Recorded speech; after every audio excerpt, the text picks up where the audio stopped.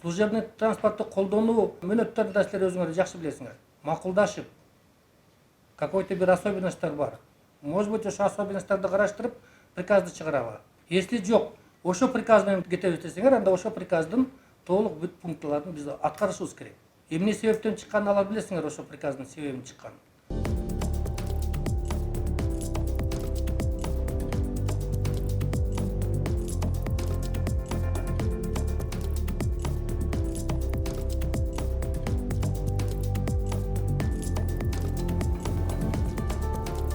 Канча изилдөө участоктарды киргизип атасыңар 21-жылга?